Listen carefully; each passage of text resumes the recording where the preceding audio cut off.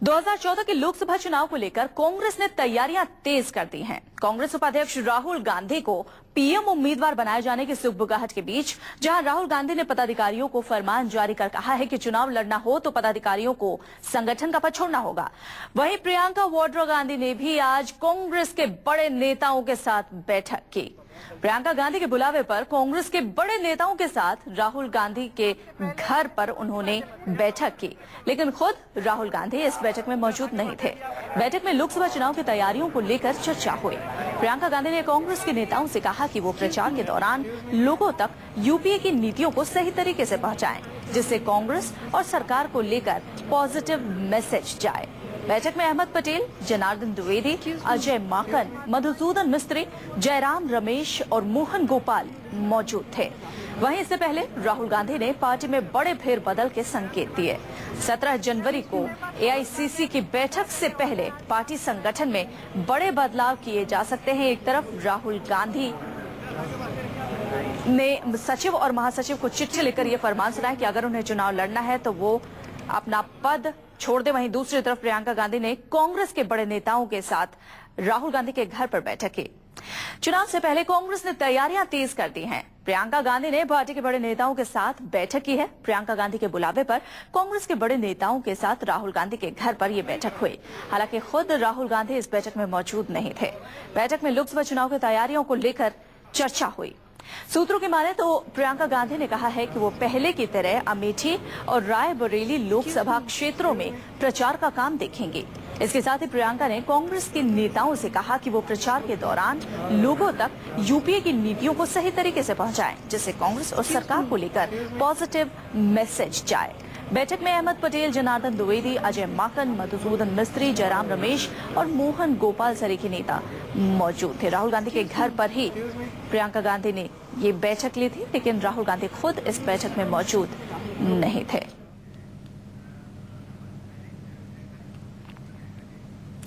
हमारे संवाददाता रमन इस खबर पर अपनी नजर बनाए हुए हैं। रमन, प्रियंका गांधी ने अचानक ये बैठक बुलाई और राहुल गांधी के घर पर तमाम सीनियर लीडर्स की ये बैठक थी। क्या माना जाए, 2014 की रणनीति बनाने के तहत ही ऐसा हुआ कि किस तरीके से इन जनप्रतिनिधियों को लोगों के बीच जाकर एक मैसेज पहुंचाना है, कांग्रेस की नीतियों को सही तरीके से पहुंचाना है, ताकि एक पॉजिटिव अप्रोच कांग्रेस के लिए लोगों में डेवलप हो, जो कि धीरे धीरे नेगेटिव हो चला था। बिल्कुल वंदना, देखिए कि अपने आप में महत्वपूर्ण बैठक इसलिए मानी जा रही है कि ये बैठक राहुल गांधी के घर पे हुई, जो 12 तुगलक लेन में उनका घर है, उसी घर पे ये बैठक हुई और प्रियंका गांधी ने ये बैठक बुलाई। इसमें कांग्रेस के तमाम दिग्गज नेता, अहमद पटेल, चाहे जनार्दन द्विवेदी की बात करें, मधुसूदन मिस्त्री जो कि उत्तर प्रदेश के प्रभारी हैं, उत्तर प्रदेश से 80 सीटें करीब कांग्रेस लोकसभा की आती हैं। इसके अलावा जयराम रमेश जो कि पार्टी के प्रमुख रणनीतिकार माने जाते हैं, और 2009 का जो लोकसभा चुनाव था उसमें भी कांग्रेस के वॉर रूम के इंचार्ज जयराम रमेश थे, और कहा जाता है कि जयराम रमेश की भूमिका आने वाले समय में और काफी हद तक बढ़ेगी। पार्टी के कई ऐसे सुझाव जयराम रमेश ने दिए हैं जिसपे पार्टी को लगता है कि उस पर अगर इम्प्लीमेंट किया जाए तो आम जनता में एक सकारात्मक संदेश जा सकता है। पार्टी की सबसे बड़ी चुनौती है कि 10 साल के दौरान 10 साल सरकार की अगुवाई कांग्रेस पार्टी ने की है, और एक ऐसा माहौल, एक ऐसा संदेश लोगों के बीच में गया है, चाहे महंगाई का मुद्दा हो, भ्रष्टाचार का मुद्दा हो, तमाम मुद्दों के चलते आम जनता कांग्रेस से काफी ज्यादा निराश है, नाराज है, और कहीं नहीं इस निराशा को, इस नाराजगी को दूर करने के लिए पार्टी के सामने जो बड़ी चुनौती है, उस चुनौती का सामना किस तरीके से किया जाए, यही आज की बैठक का महत्वपूर्ण एजेंडा था। जाहिर तौर पर यह महत्वपूर्ण एजेंडा प्रियंका गांधी ने राहुल गांधी के घर पर जो बैठक ली उसका था। लेकिन अगर राहुल गांधी की बात करें तो इससे पहले न्यूज 24 पर रमन हमने दिखाया किस तरीके से राहुल गांधी ने सचिवों, महासचिवों को एक चिट्ठी लिखी और उस चिट्ठी में यह साफ कर दिया कि आपको अपने पद छोड़ने होंगे अगर आप लोकसभा चुनाव में हिस्सा लेना चाहते हैं, लोकसभा चुनाव लड़ना चाहते हैं। तो क्या माना जाए, जो जाने माने चेहरे हैं, जो प्रमुख चेहरे हैं कांग्रेस के, उनको मैदान में उतारकर कांग्रेस एक बार फिर अपनी चुनाव की तैयारियों को चरम पर ले जा रही है, क्योंकि लोग जिन्हें जानते हैं उन्हें मैदान में उतारना चाहती है और इसके लिए उन्हें काम करना होगा, तभी उन्हें महासचिव का पद छोड़ना होगा। बिल्कुल, इसे दो तरीके से आप ले सकते हैं कि लोकसभा के चुनाव में पार्टी के लिए एक एक सीट महत्वपूर्ण है, और पार्टी को ऐसा लगता है, चाहे गुरदास कामत जिनके पास राजस्थान की जिम्मेदारी है और अभी लोकसभा के सदस्य हैं, अजय माकन की बात करें वो भी सांसद हैं, चाहे आप बात करें सीपी जोशी की वो भी सांसद हैं, केंद्रीय मंत्री पहले रह चुके हैं, अभी बिहार के प्रभारी हैं, वेस्ट बंगाल के प्रभारी हैं। तो पार्टी के सामने सबसे बड़ी चुनौती है कि एक एक लोकसभा सीट पर पार्टी का उम्मीदवार कैसे वापस चुनाव जीत कर आए। ये पार्टी के सामने एक बड़ा चैलेंज है, बड़ा मुद्दा है। और साथ ही साथ जो जिन जिन राज्यों का प्रभार इन लोगों के पास है, उन इलाकों में उन राज्यों में पार्टी के कैंडिडेट के सामने कोई दिक्कत ना हो, इसके लिए पार्टी सबसे पहले रणनीति बनाना चाहती है। और इसीलिए सभी महासचिवों, सभी राज्य के प्रभारियों से पूछा गया है कि क्या आप वाकई फिर 2014 में लोकसभा का चुनाव लड़ना चाहते हैं। और 2014 का लोकसभा चुनाव लड़ने की सूरत में इन लोगों से ये महत्वपूर्ण जिम्मेदारी अभी वापस ली जाएगी और तमाम जो विकल्प पार्टी के सामने है, युवा चेहरों से लेकर तमाम जो पार्टी के दूसरे नेता हैं जिन्हें जिम्मेदारी दी जा सकती है, उनको सामने लाया जाएगा। और सबसे बड़ी बात कि आज की बैठक जो प्रियंका गांधी के साथ हुई है, प्रियंका गांधी के साथ बैठक में वो तमाम पुराने चेहरे और नए चेहरे थे जिनको मिलाकर ऐसी उम्मीद की जा रही है कि आगे आने वाले समय में संगठन में ये लोग बरकरार रहेंगे और आगे आने वाले समय में इनको और बड़ी जिम्मेदारी मिल सकती है। राहुल गांधी की चिट्ठी रमन और दूसरी तरफ प्रियंका गांधी की ये बैठक, क्या माना जाए इन दोनों बातों में किस तरीके से सामंजस्य बिठाया जाए? देखिए, दोनों मामलों में एक समरूपता यह है कि कहीं न कहीं प्रियंका गांधी ने जो बैठक बुलाई वो राहुल गांधी के घर पे बैठक हुई।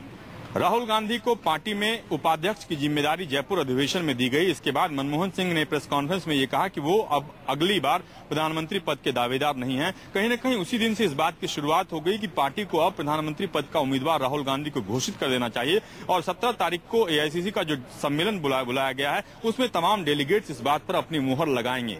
लेकिन प्रियंका गांधी इस पूरे चुनाव के दौरान राहुल गांधी को सहयोग करेंगी, राहुल गांधी को किस तरह से प्रोजेक्ट किया जाए और बाकी संगठन का काम किस तरीके से प्रियंका गांधी मदद कर सकती हैं। क्योंकि प्रियंका गांधी में कहीं न कहीं कहा जाता है कि संगठन में काफी माहिर हैं और कार्यकर्ताओं की नब्ज को पहचानने में ऐसा पार्टी के नेता कहते हैं कि चाहे अमेठी हो, रायबरेली हो, अब कहीं न कहीं पार्टी के कार्यकर्ताओं के मन को, उनके नब्ज को समझती हैं। और पार्टी के बड़े नेताओं से बातचीत में ये बात कहीं न कहीं उन्होंने संदेश देने की कोशिश की कि सरकार की उपलब्धियों को आम जनता तक पहुंचाने में पार्टी को कैसे काम करना चाहिए। इसको लेकर आज की बैठक काफी महत्वपूर्ण मानी जा रही है। इस बैठक की अगर हम एक बार फिर से बात कर लें तो प्रियंका गांधी का आगे और रोल कितना बड़ा हो सकता है, क्या इस बारे में कोई कयास लगाया जा रहा है रमन? बिल्कुल, कयास इस बात को लेकर देखिए काफी समय से लग रहे थे कि प्रियंका गांधी अब फिलहाल कुछ वक्त तक उन्होंने राजनीति से अलग रहने का जो उनका निर्णय था वो अपने बच्चों की देखभाल को लेकर था। लेकिन अब प्रियंका गांधी को ऐसा लगता है कि वो वक्त आ गया है, वो अहम समय आ गया है जब वो राहुल गांधी को असिस्ट कर सकती हैं, राहुल गांधी को आगे बढ़ाने में उनकी जिम्मेदारी को कैसे अच्छे तरीके से निभाने में वो मदद कर सकती हैं। ये प्रियंका गांधी का फोकस एरिया है। और कहीं न कहीं इससे पहले भी पार्टी के कार्यकर्ताओं को ये बात समझा दिया गया है कि प्रधानमंत्री पद के उम्मीदवार राहुल गांधी ही होंगे। और प्रियंका गांधी ने भले ही कहा है कि वो रायबरेली और अमेठी में चुनाव प्रचार करेंगी, लेकिन संगठन में वो इंटरेस्टेड होंगी। संगठन को लेकर वो तमाम जो पार्टी के कार्यकर्ताओं की जिम्मेदारी है उसको समझते हुए उनकी शिकायतों को दूर करने का काम आगे भी करती रहेंगी। बहुत शुक्रिया रमन, तमाम जानकारी हम तक पहुंचाने के लिए। एक तरफ जहां लोकसभा चुनाव से पहले कांग्रेस में बड़े बदलाव की तैयारी हो रही है, वहीं दूसरी ओर कांग्रेस उपाध्यक्ष राहुल गांधी की इमेज चमकाने के लिए भी कोशिशें काफी तेज हो गई हैं। सूत्रों की माने तो एक पीआर एजेंसी को इस काम पर लगाया गया है। पीआर एजेंसी राहुल गांधी के फेसबुक पेज और ट्विटर अकाउंट को अपडेट करेगी। पीआर एजेंसी राहुल की रैलियों की तस्वीर फेसबुक और ट्विटर पर अपलोड करेगी। खबर है कि राहुल गांधी और यूपीए सरकार की छवि चमकाने पर 500 करोड़ रुपए खर्च किया जाएंगे। इसके लिए भारत में काम कर रही जापान की एक बड़ी पीआर कंपनी डीसो इंडिया को ठेका मिला है। ये कंपनी अप्रैल मई में होने वाले लोकसभा चुनाव से पहले राहुल गांधी की रैलियों, कांग्रेस के कार्यकर्ताओं और यूपीए सरकार की आर्थिक नीतियों को प्रिंट और इलेक्ट्रॉनिक माध्यमों से जनता तक पहुंचाएगी।